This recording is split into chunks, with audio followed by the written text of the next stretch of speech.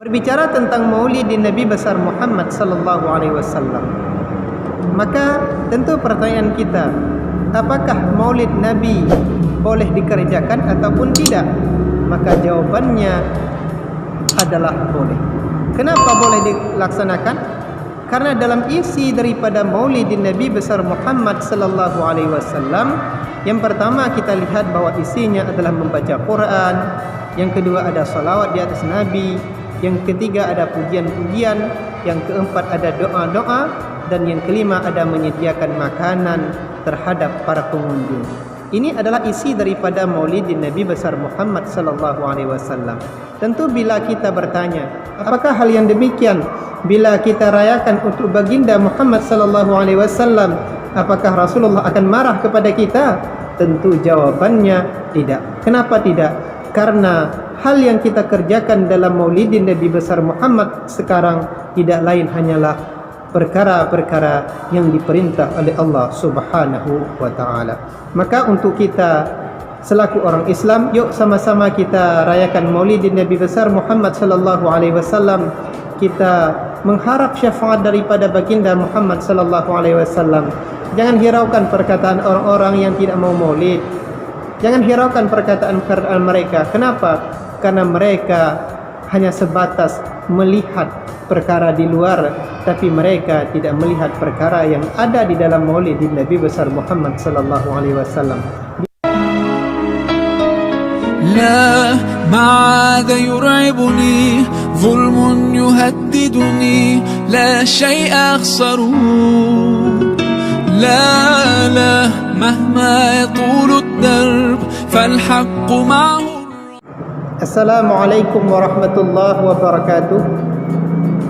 Ucapan Alhamdulillah kita panjatkan kepada Allah Subhanahu wa ta'ala, di mana pada saat yang mulia ini kita masih diberikan kekuatan, diberikan kesempatan, bahkan diberikan umur panjang oleh Allah Subhanahu wa ta'ala, sehingga kita sampai kepada bulan yang mulia, yaitu bulan kelahiran baginda Muhammad sallallahu alaihi wasallam, di mana pada bulan ini Allah Subhanahu wa taala memberikan rahmat yang cukup luar biasa kepada diri kita yang mau melaksanakan maulidin Nabi besar Muhammad sallallahu alaihi wasallam. Berbicara tentang nikmat Allah Subhanahu wa taala, nikmat yang terbesar yang pernah Allah turunkan ke dunia ini tidak lain hanyalah nikmat kelahiran baginda Muhammad sallallahu alaihi wasallam. Nikmat yang paling besar yang Allah turunkan ke dunia ini adalah nikmat kelahiran baginda Muhammad sallallahu alaihi wasallam. Kenapa Rasulullah menjadi nikmat yang terbesar dalam hidup kita?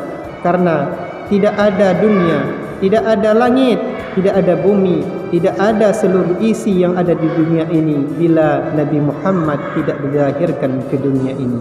Maka kelahiran Nabi besar Muhammad sallallahu alaihi wasallam merupakan nikmat yang paling besar yang harus kita bersyukur kepada Allah Subhanahu wa taala. Tentu pertanyaan kita, bagaimana kita bersyukur kepada Allah dengan nikmat yang telah diberikan oleh Allah Subhanahu wa taala, dengan selalu kita mengerjakan perintah Allah dan meninggalkan apa yang dilarang oleh Allah Subhanahu wa taala. Berbicara tentang maulidin Nabi besar Muhammad sallallahu alaihi wasallam, maka tentu pertanyaan kita, apakah maulid Nabi boleh dikerjakan ataupun tidak? Maka jawabannya adalah boleh. Kenapa boleh dilaksanakan?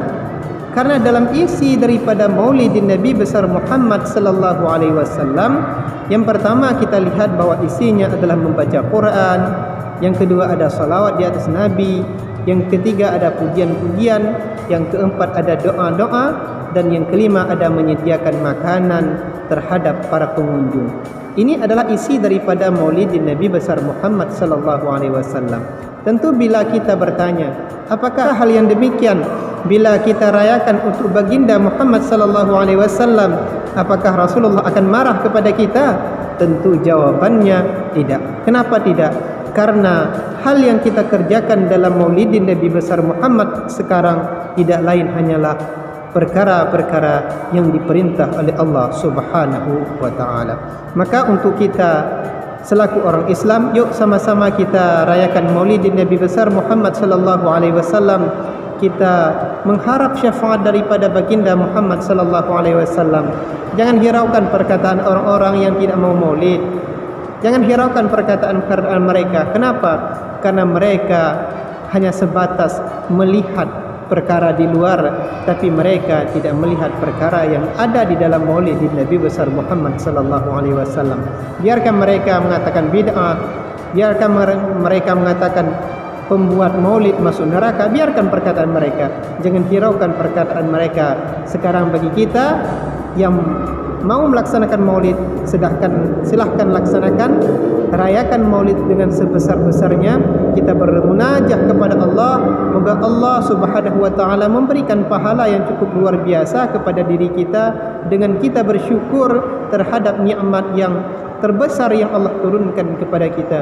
Kita berharap dengan Maulid pada tahun yang mulia ini Allah muliakan kita, Allah beri keberkahan kepada kita, dan Rasulullah sallallahu alaihi wasallam redha terhadap perbuatan kita, dan Allah tempatkan kita esok dalam surga Allah bersama baginda Muhammad sallallahu alaihi wasallam.